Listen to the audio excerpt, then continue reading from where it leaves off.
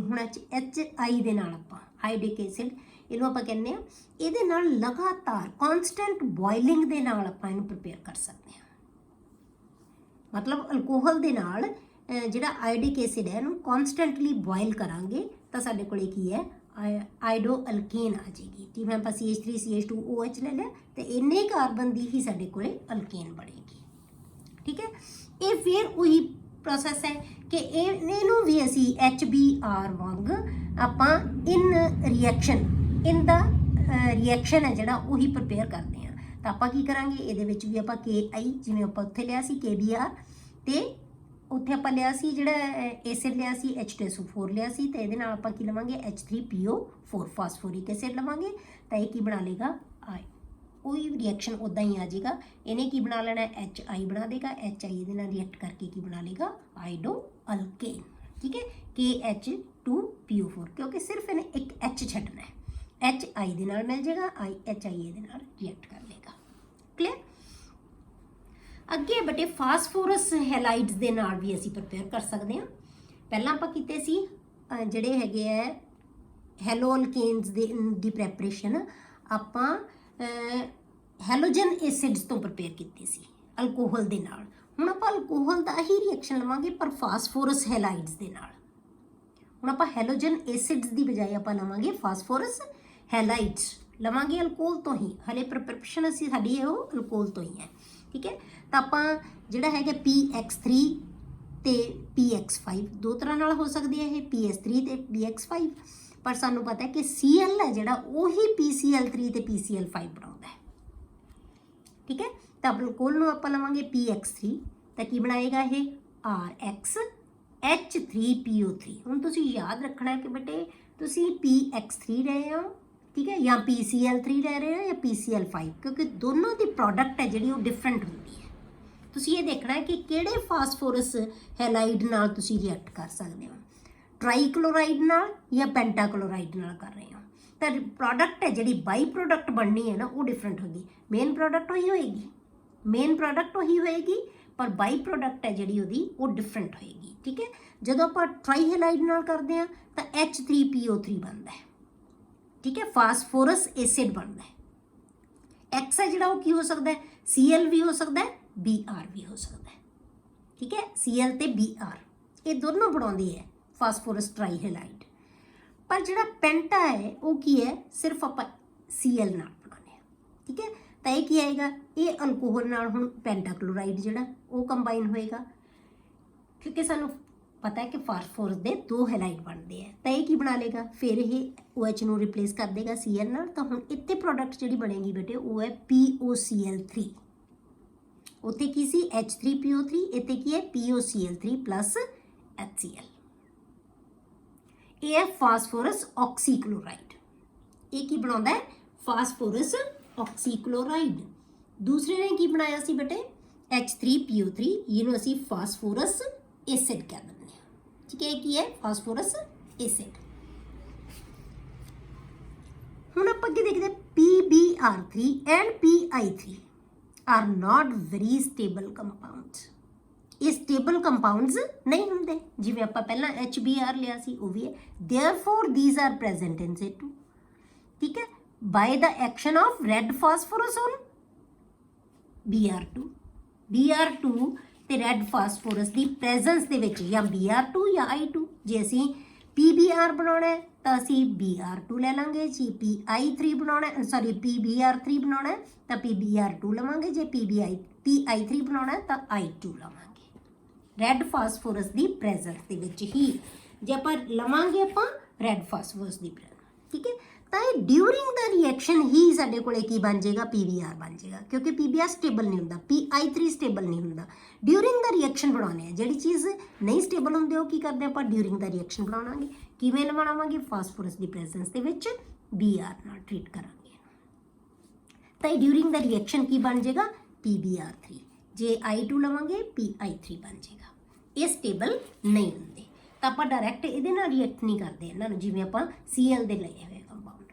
ਤਾਂ ਹੁਣ ਆਪਾਂ ਕੀ ਲਵਾਂਗੇ, ਅਲਕੋਹਲ ਲੈ ਲਿਆ, ਰੈੱਡ ਫਾਸਫੋਰਸ ਤੇ X2 ਲੈ ਲਿਆ। ਹੁਣ X2 ਕੀ ਹੈ, Br ਵੀ ਹੋ ਸਕਦਾ ਹੈ, Br2 ਵੀ ਹੋ ਸਕਦਾ ਹੈ, I2 ਵੀ ਹੋ ਸਕਦਾ ਹੈ। ਠੀਕ ਹੈ, ਤਾਂ ਦੋਨਾਂ ਨੇ ਇਹੀ ਕੀ ਕਰਨਾ ਹੈ, ਉਹ OH ਨੂੰ X ਦੇ ਨਾਲ ਰਿਪਲੇਸ ਕਰ ਦੇਣਾ। ਜੇ Br ਹੋਏਗਾ ਇੱਥੇ ਤਾਂ Br ਆ ਜਾਏਗਾ, ਜੇ I ਹੋਏਗਾ ਤਾਂ ਇੱਥੇ I ਆ ਜਾਏਗਾ। ਠੀਕ ਹੈ, ਤਾਂ ਦੋਨੋਂ ਤਰ੍ਹਾਂ ਦੇ ਹੈਲੋ ਅਲਕੇਨਸ ਬਣਾ ਸਕਦੇ ਆਪਾਂ ਕਿਹਦੇ ਤੋਂ, ਫਾਸਫੋਰਸ ਹੈਲਾਈਡਸ ਤੋਂ ਪ੍ਰਪੇਅਰ ਕਰ ਸਕਦੇ ਹਾਂ। ਤੇ ਧਿਆਨ ਕਰਨਾ ਫਾਸਫੋਰਸ ਦਾ ਕਿਹੜਾ ਹੈਲਾਈਡ ਅਸੀਂ ਬਣਾ ਰਹੇ ਹਾਂ, ਕਿਹੜਾ ਹੈਲਾਈਡ ਲੈ ਰਹੇ ਹਾਂ, ਕਿਹਦੇ ਤੋਂ ਅਸੀਂ ਬਣਾ ਰਹੇ ਹਾਂ।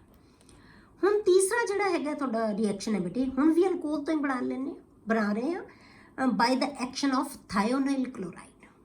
ਹੁਣ ਥਾਇਓਨਾਈਲ ਕਲੋਰਾਈਡ ਤੋਂ ਹੈ ਜਿਹੜਾ ਪ੍ਰੈਪਰੇਸ਼ਨ ਕਰਦੇ ਹਾਂ ਆਪਾਂ ਬੇਟੇ। ਇਹ ਸਭ ਤੋਂ ਜਿਹੜਾ ਹੈਗਾ ਮੈਥਡ, ਕਨਵੀਨੀਅੰਟ ਮੈਥਡ ਹੈ, ਇਹਨੂੰ ਹੀ ਪ੍ਰੈਫਰ ਕੀਤਾ ਜਾਂਦਾ ਹੈ ਜਦੋਂ ਵੀ ਅਸੀਂ ਅਲਕੋਹਲ ਤੋਂ ਬਣਾਉਣਾ ਹੈ ਨਾ ਹੈਲੋ ਅਲਕੇਨਸ ਨੂੰ, ਤਾਂ ਇਸ ਮੈਥਡ ਨੂੰ ਜਿਹੜਾ ਹੈਗਾ ਪ੍ਰੈਫਰ ਕੀਤਾ ਜਾਂਦਾ ਹੈ।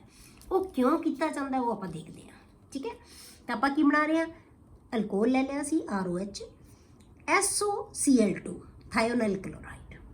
ਹੁਣ ਇਹਨੂੰ ਅਸੀਂ ਹੀਟ ਕਰਾਂਗੇ ਇਨ the presence of pyridine।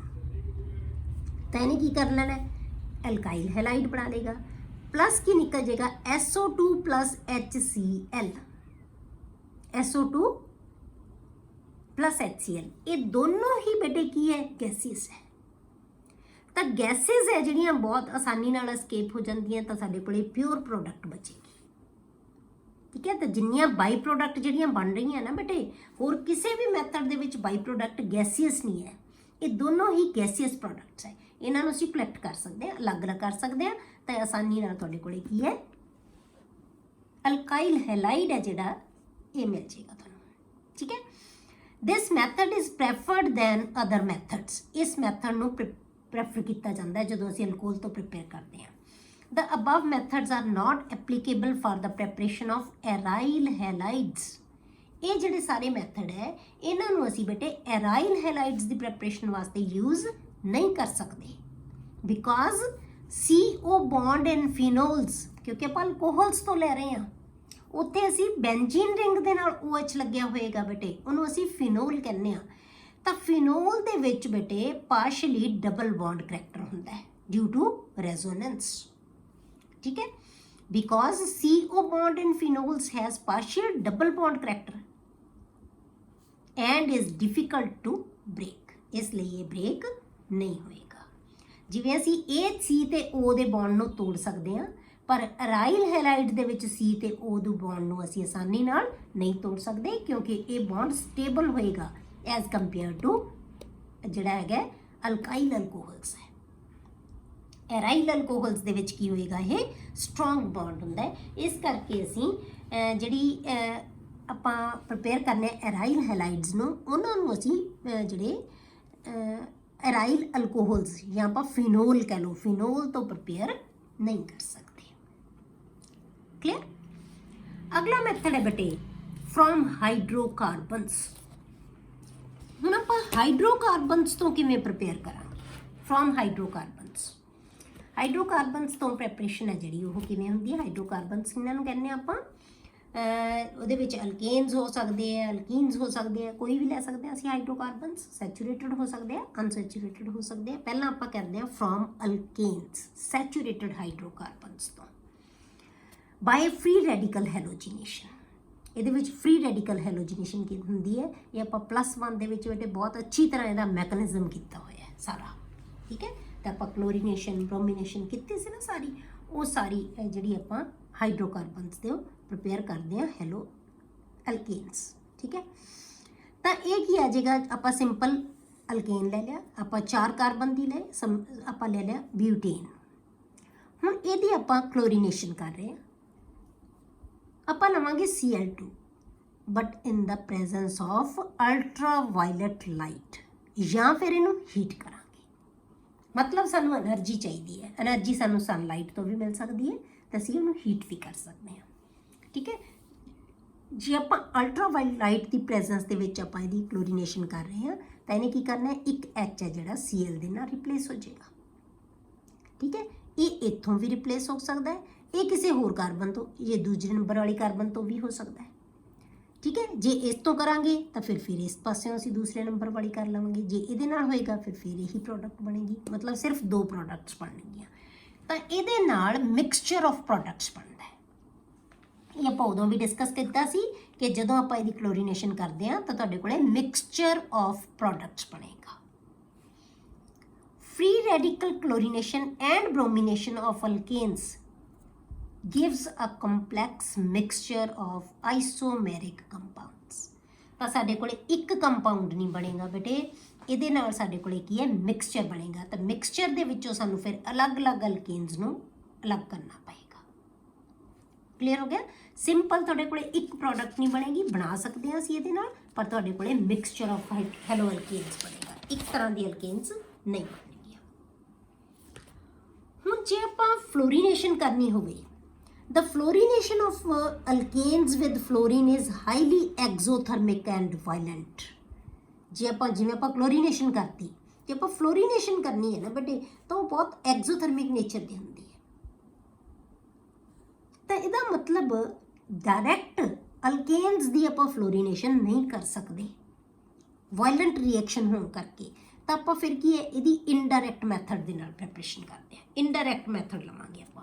therefore alkyl fluorides are prepared indirectly by halogen exchange method। ਤਾਂ ਹੈਲੋਜਨ ਐਕਸਚੇਂਜ ਮੈਥਡ ਲਵਾਂਗੇ ਆਪਾਂ, ਉਹਦੇ ਨਾਲ ਆਪਾਂ ਹੈਲੋਜਨ ਨੂੰ ਐਕਸਚੇਂਜ ਕਰ ਦਾਂਗੇ, ਮਤਲਬ ਉਹਦੇ ਨਾਲ ਅਸੀਂ ਪ੍ਰਪੇਅਰ ਕਰਾਂਗੇ।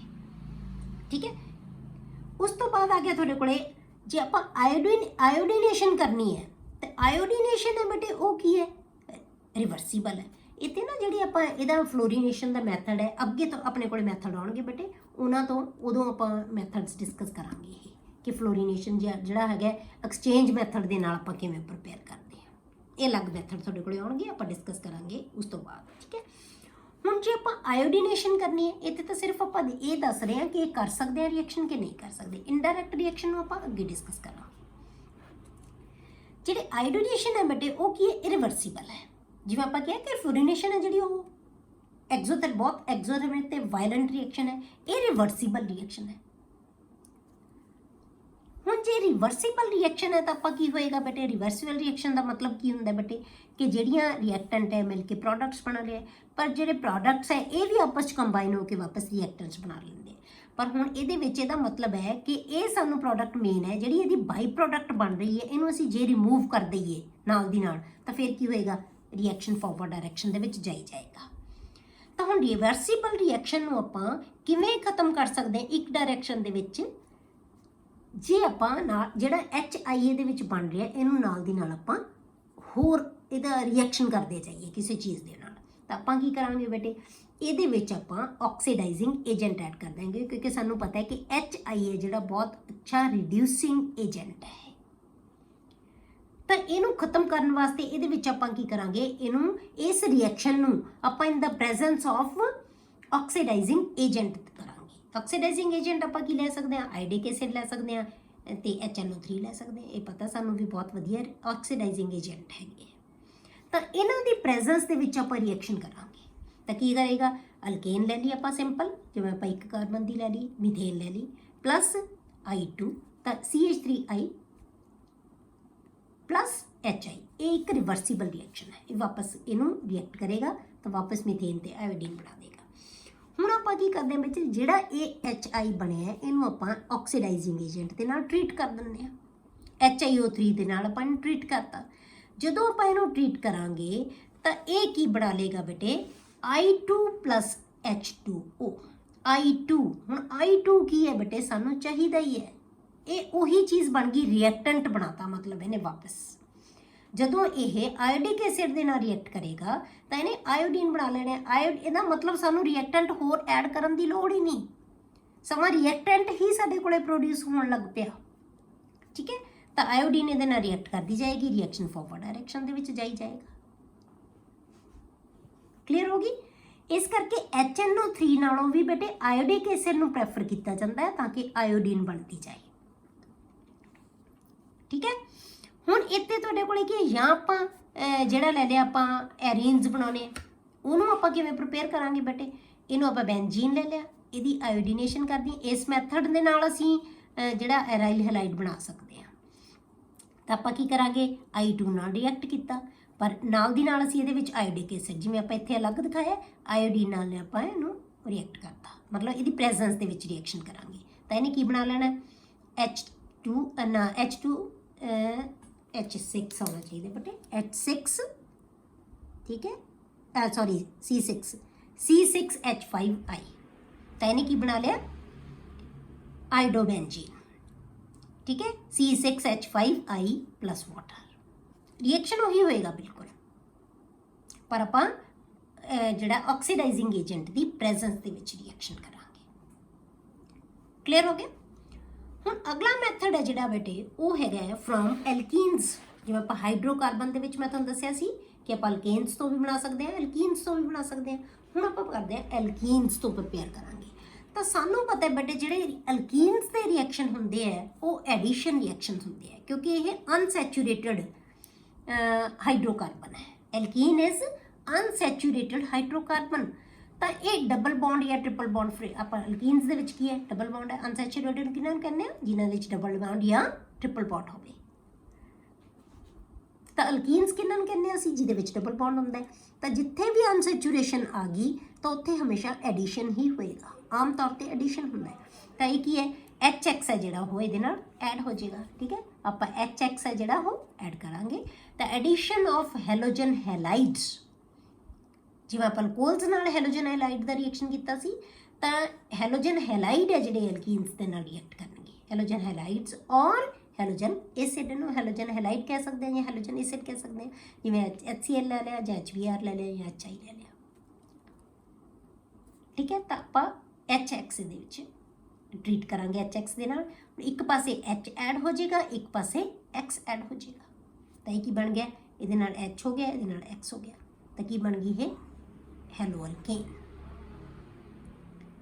क्लीयर हो गया पर जे साडे कोले बेटे ये रिएक्शन आम सिंपल हो जाएगा जे साडे कोले सिमेट्रिकल अल्कीन्स है जे अल्कीन्स साडियां सिमेट्रिकल है इको जिहा अल्कीन्स है मतलब अल्कीन सिमेट्रिकल किहनूं कहंदे बेटे डबल बॉन्डेड कार्बन दे आसे पासे दोनों पासे इको जिहा नंबर ऑफ कार्बन एटम होण जिवें इत्थे डबल बॉन्ड है इत्थे एक कार्बन है इत्थे भी एक कार्बन लगा दिए इधर भी एक होर कार्बन लगा दिए तो इधर भी एक कार्बन इधर भी एक कार्बन डबल बॉन्डेड कार्बन थे ठीक है मतलब बराबर बराबर डबल बॉन्ड दे दोनों पासे बराबर बराबर कार्बन एटम्स होणगे तो उन्होंने असीं कहने सिमेट्रिकल अल्कीन्स तो सिमेट्रिकल अल्कीन्स दे विच जिहड़ा इहदा एडिशन होना HX दा वो कोई फर्क नहीं पैंदा किस पासे मर्जी H लग जाए किस पासे मर्जी X लग जाए क्योंकि प्रोडक्ट है जिहड़ी वो सेम होएगी जे आप चाहे इधर आप X लगा दिए इधर आप H लगा दिए कोई फर्क नहीं पैना क्योंकि ये भी कार्बन उन्ने ही लगे होंगे इधर ये भी उन्ने ही लगे होंगे क्लियर तो प्रोडक्ट सेम रहेगी इच कोई फर्क नहीं पैना हम जिवें आप एग्जाम्पल ले ली in case of addition of symmetrical alkenes only one product is form तो एक तरह की ही प्रोडक्ट बनेगी तो आप ले लिया ब्यूट 2 इन हम आप जिवें मैं तुहानूं कहा सी कि एक कार्बन होर लगा दिए तो आप वही चीज़ लिखिए CH3 CH double bond CH3 ये भी एक पासे कार्बन है ये भी एक ही कार्बन है मिथाइल ग्रुप इधर है मिथाइल ग्रुप इधर है आप HBr ऐड किया तो की बनेगा एक पासे असी H ऐड करता एक पासे असी Br ऐड करता तो की बन गया है 2 ब्रोमो ब्यूटेन जे हुण आप लिख दिए बेटे इस पासे Br ऐड कर देंगे इस पासे H कर देंगे तो की हो जाना सी असी इत्थे Br लिख देना सी इत्थे CH2 हो जाना सी तो आपां की करना सी नंबरिंग इधरों स्टार्ट कर देनी सी तां भी की बनना सी 2 ब्रोमोब्यूटेन मतलब की है एक ही प्रोडक्ट बनेगी चाहे तुसी जिहड़ा एडिशन है वो H जिस पासे मर्जी ऐड कर दो ये कदों होएगी एक प्रोडक्ट बेटे जदों एल्कीन है जिहड़ी वो सिमेट्रिकल है बट बेटे जे एल्कीन अनसिमेट्रिकल होएगी तो फिर एक प्रोडक्ट नहीं बनेगी ठीक है फिर एक प्रोडक्ट नहीं बनती तो अलग अलग तरह की 2 प्रोडक्ट्स बन सकती हैं in case of addition of halogen acid to unsymmetrical alkenes तो फिर वह एडिशन है ना बेटे वो मार्कोनिकोव्स रूल के अकॉर्डिंग होता है Markovnikov rule is followed according to which the negative part of the attacking reagent will join to the carbon atom carrying lesser number of hydrogen atom.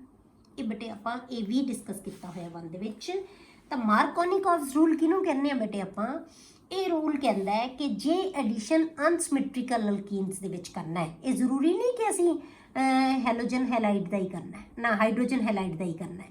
ਇਹ ਬੇਟੇ ਕਿਸੇ ਦਾ ਵੀ ਐਡੀਸ਼ਨ ਕਰੋਗੇ ਤਾਂ ਹਮੇਸ਼ਾ ਮਾਰਕੋਨੀਕੋਵਸ ਰੂਲ ਦੇ ਅਕੋਰਡਿੰਗ ਹੀ ਹੋਏਗਾ, ਮਾਰਕੋਨੀਕੋਵਸ ਰੂਲ ਦੇ ਅਕੋਰਡਿੰਗ ਹੀ ਲਵਾਂਗੇ ਆਪਾਂ। ਹੁਣ ਮਾਰਕੋਨੀਕੋਵਸ ਰੂਲ ਕੀ ਕਹਿੰਦਾ ਬੇਟੇ ਕਿ ਹਮੇਸ਼ਾ ਜਦੋਂ ਵੀ ਤੁਸੀਂ HX ਦਾ ਇੱਥੇ ਐਡੀਸ਼ਨ ਕਰਨਾ ਹੈ, ਉਹ ਤੁਹਾਡੇ ਕੋਲੇ ਜਿਹੜਾ ਨੈਗੇਟਿਵ ਪਾਰਟ ਹੈ ਇਹਦਾ, ਕਿਉਂਕਿ ਸਾਨੂੰ ਪਤਾ ਹੈ ਕਿ ਹਰ ਇੱਕ ਕੰਪਾਊਂਡ ਦੇ ਵਿੱਚ ਇੱਕ ਪੋਜ਼ਿਟਿਵ ਪਾਰਟ ਹੈ ਤੇ ਇੱਕ ਨੈਗੇਟਿਵ ਹੈ, ਇਹ ਇਲੈਕਟ੍ਰੋਨ ਦੇ ਪੇਅਰ ਨੂੰ ਇੱਧਰ ਲੈ ਜਾਏਗਾ ਜਿਹਦੇ ਵਿੱਚ ਇਲੈਕਟ੍ਰੋਨੈਗੇਟਿਵਿਟੀ ਡਿਫਰੈਂਟ ਹੋਏਗੀ ਉਹਨਾਂ 'ਚ। ਠੀਕ ਹੈ, ਤਾਂ ਸਾਨੂੰ ਤਾਂ ਅਸੀਂ ਤਾਂ ਡਿਸਕਸ ਕਰ ਰਹੇ ਹਾਂ, ਆਪਾਂ ਬਣਾਉਣੇ ਹੀ ਅਲਕਾਈਲ ਹੈਲਾਈਡਸ ਹੈ ਤੇ ਸਾਨੂੰ ਪਤਾ ਹੈ ਕਿ ਇਹਨਾਂ ਨਾਲ ਰਿਐਕਟ ਕਰਾਂਗੇ HI ਦੇ ਨਾਲ, ਇਹ ਹਮੇਸ਼ਾ ਹੀ ਕੀ ਹੋਣਗੇ, ਇਹਨਾਂ ਦੇ ਵਿੱਚ ਇਲੈਕਟ੍ਰੋਨੈਗੇਟਿਵਿਟੀ ਡਿਫਰੈਂਟ ਹੈਗੀ ਹੈ। ਸਾਰੀਆਂ ਹੈਲੋਜਨਸ ਦੀ ਇਲੈਕਟ੍ਰੋਨੈਗੇਟਿਵਿਟੀ ਜ਼ਿਆਦਾ ਹੁੰਦੀ ਹੈ, ਤਾਂ ਇਹਦੇ ਤੇ ਨੈਗੇਟਿਵ ਪਾਰਟ ਆ ਜਾਣਾ, ਇਹਦੇ ਤੇ ਪੋਜ਼ਿਟਿਵ ਪਾਰਟ ਆ ਜਾਣਾ। ਠੀਕ ਹੈ, ਤਾਂ ਜਿਹੜਾ ਇਹਦਾ ਅਟੈਕਿੰਗ ਸਪੀਸ਼ੀਜ਼ ਕਿਹੜੀ ਹੈ HI, ਇਹਦਾ ਜਿਹੜਾ ਨੈਗੇਟਿਵ ਪਾਰਟ ਹੈ ਨਾ ਬੇਟੇ ਉਹ ਕਹਿੰਦੇ ਡਬਲ ਬੌਂਡਡ ਕਾਰਬਨ ਦੇ ਉਸ ਕਾਰਬਨ ਨਾਲ ਅਟੈਚ ਹੋਏਗਾ ਜਿਹਦੇ ਕੋਲੇ ਘੱਟ ਨੰਬਰ ਆਫ ਹਾਈਡਰੋਜਨ ਐਟਮ ਹੈ। Negative part of the attacking species will attack ਜਾਂ attach to the carbon with lesser number of hydrogen atoms. ਤਾਂ ਜਿਹਦੇ ਕੋਲ ਲੈਸਰ ਨੰਬਰ ਆਫ ਹਾਈਡਰੋਜਨ ਹੈ ਬੇਟਾ ਨੈਗੇਟਿਵ ਪਾਰਟ ਉਹਦੇ ਕੋਲ ਜਾਏਗਾ। ਠੀਕ ਹੈ, ਉਹਦੇ ਕੋਲ ਨੈਗੇਟਿਵ ਪਾਰਟ ਜਾਏਗਾ। ਹੁਣ ਆਪਾਂ ਕੀ ਇਹਦਾ ਨੈਗੇਟਿਵ ਪਾਰਟ ਇੱਧਰ ਲਗਾ ਦਾਂਗੇ, ਪੋਜ਼ਿਟਿਵ ਪਾਰਟ ਇੱਧਰ। ਇਹਦਾ ਮਤਲਬ ਕੀ ਹੈ, ਪ੍ਰੋਡਕਟ ਕੀ ਬਣੇਗਾ, CH3 CHI ਐਂਡ CH3। ਪਰ ਨਾਲ ਇਹ ਇਹਦੀ ਮੇਜਰ ਪ੍ਰੋਡਕਟ ਬਣੇਗੀ, ਪਰ ਨਾਲ ਮਾਈਨਰ ਪ੍ਰੋਡਕਟ ਵੀ ਬਣ ਜਾਏਗੀ। ਇਹ ਉਲਟ, ਇੱਧਰ CH3 CH2, ਇੱਧਰ ਅਸੀਂ H ਕਰਤਾ, ਇੱਧਰ ਅਸੀਂ I ਲਗਾਤਾ। ਠੀਕ ਹੈ, ਇੱਧਰ ਅਸੀਂ I ਲਗਾਤਾ। ਹੁਣ ਆਪਾਂ ਕੀ ਕਰ ਰਹੇ ਹਾਂ ਬੇਟੇ, ਜਿਹੜਾ ਆਪਾਂ ਐਡ ਕਰਦੇ ਹਾਂ ਉਹਦੇ ਵਿੱਚ ਐਡੀਸ਼ਨ ਜਿਹੜਾ ਹੋਏਗਾ ਇਹ ਮਾਰਕੋਨੀਕੋਵਸ ਰੂਲ ਦੇ ਅਕੋਰਡਿੰਗ ਹੀ ਹੋਏਗਾ। ਪਰ ਜੇ ਆਪਾਂ ਇਹ ਦੇਖਿਆ ਗਿਆ ਬੇਟੇ ਕਿ ਜਦੋਂ ਆਪਾਂ HBr ਦਾ ਅਟੈਕ ਕਰਾਂਗੇ, ਇੱਥੇ HBr ਲਗਾ ਦਈਏ HI ਦੀ ਬਜਾਏ, ਤਾਂ ਪ੍ਰੋਡਕਟ ਹੈ ਜਿਹੜੀ ਉਹ ਕੀ ਹੈ, ਸੇਮ ਬਣੇਗੀ ਜੇ ਮਾਰਕੋਨੀਕੋਵਸ ਰੂਲ ਦੇ ਅਕੋਰਡਿੰਗ ਹੋਏਗਾ। ਰਿਐਕਸ਼ਨ ਮਾਰਕੋਨੀਕੋਵਸ ਰੂਲ ਦੇ ਅਕੋਰਡਿੰਗ ਜੇ ਹੋਏਗਾ ਤਾਂ ਫਿਰ ਪ੍ਰੋਡਕਟ ਉਹੀ ਬਣੇਗੀ, ਇੱਥੇ Br ਆਏਗਾ, ਇੱਥੇ H ਆਏਗਾ। ਪਰ ਇੱਕ ਚੀਜ਼ ਹੈ ਬੇਟੇ ਕਿ ਜੇ ਅਸੀਂ HBr ਦਾ addition in the presence of some organic peroxide ਕਰ ਦਈਏ, ਠੀਕ ਹੈ, ਕਿਸੇ ਪਰਆਕਸਾਈਡ ਆਰਗੈਨਿਕ ਪਰਆਕਸਾਈਡ ਦੀ ਪ੍ਰੈਜ਼ੈਂਸ ਦੇ ਵਿੱਚ ਜੇ ਆਪਾਂ HBr ਦਾ ਐਡੀਸ਼ਨ ਕਰਾਂਗੇ ਤਾਂ ਫਿਰ ਉਹ ਐਂਟੀ ਮਾਰਕੋਨੀਕੋਵਸ ਰੂਲ ਕੰਮ ਕਰਦਾ ਹੈ। ਮਤਲਬ ਕਿ ਮਾਰਕੋਨੀਕੋਵਸ ਰੂਲ ਤੋਂ ਉਲਟ ਹੋਏਗਾ ਐਡੀਸ਼ਨ ਹੈ ਜਿਹੜਾ। ਮਾਰਕੋਨੀਕੋਵਸ ਰੂਲ ਕੀ ਕਹਿੰਦਾ ਸੀ ਬੇਟੇ ਕਿ ਨੈਗੇਟਿਵ ਪਾਰਟ ਕਿੱਥੇ ਜਾਏਗਾ, with lesser number of hydrogen atom. ਪਰ ਫਿਰ ਉਹਦੇ ਅਕੋਰਡਿੰਗ ਕੀ ਹੋਏਗਾ ਬੇਟੇ ਕਿ ਜਿਹੜਾ ਨੈਗੇਟਿਵ ਪਾਰਟ ਹੈ ਉਹ ਜ਼ਿਆਦਾ ਹਾਈਡਰੋਜਨ ਐਟਮ ਵਾਲੇ ਕਾਰਬਨ ਦੇ ਉੱਤੇ ਜਾਏਗਾ। ਠੀਕ ਹੈ, it has been observed that when HBr is added to an unsymmetrical double bond in the presence of organic peroxide, the reaction takes place contrary to Markovnikov's rule. ਉਸ ਤੋਂ ਉਲਟ ਹੁੰਦਾ ਹੈ reaction. This is known as anti-Markovnikov's rule. ਇਹਨੂੰ ਅਸੀਂ ਕੀ ਕਹਿੰਦੇ ਹਾਂ ਬੇਟੇ, anti-Markovnikov's rule or peroxide effect or Kharasch effect. ਠੀਕ ਹੈ, ਇਹਨੂੰ ਆਪਾਂ ਕੀ ਕਹਿੰਦੇ ਹਾਂ, ਖਰਾਸ਼ ਇਫੈਕਟ ਵੀ ਕਹਿ ਦਿੰਦੇ ਹਾਂ, ਪੈਰੋਕਸਾਈਡ ਇਫੈਕਟ ਵੀ ਕਹਿ ਦਿੰਦੇ ਹਾਂ, ਐਂਟੀ ਮਾਰਕੋਨੀਕੋਵਸ ਰੂਲ ਵੀ ਕਹਿ ਦਿੰਦੇ ਹਾਂ। ਪਰ ਯਾਦ ਰੱਖਣਾ ਹੈ ਬੇਟੇ ਇਹ ਸਿਰਫ ਤੇ ਸਿਰਫ ਕਿਹਦੇ ਵਿੱਚ ਹੋਏਗਾ, HBr ਦਾ। ਜਦੋਂ HBr ਦਾ ਐਡੀਸ਼ਨ ਹੋਏਗਾ ਸਿਰਫ ਇਹ ਉਦੋਂ ਹੀ ਹੋਣਾ ਹੈ, ਅਦਰਵਾਈਜ਼ ਜਿਹੜਾ ਹੈਗਾ ਉਹ ਮਾਰਕੋਨੀਕੋਵਸ ਰੂਲ ਦੇ ਅਕੋਰਡਿੰਗ ਹੀ ਜਿਹੜਾ ਐਡੀਸ਼ਨ ਹੈ ਉਹ ਆਏਗਾ। ਸਿਰਫ ਉਦੋਂ ਜਦੋਂ ਅਸੀਂ HBr ਦਾ ਐਡੀਸ਼ਨ ਕਰਨਾ ਹੈ ਉਹ ਆਏਗਾ ਤੁਹਾਡੇ ਕੋਲੇ ਜਿਹੜਾ ਆਪਾਂ ਐਂਟੀ ਮਾਰਕੋਨੀਕੋਵਸ ਰੂਲ ਦੇ ਅਕੋਰਡਿੰਗ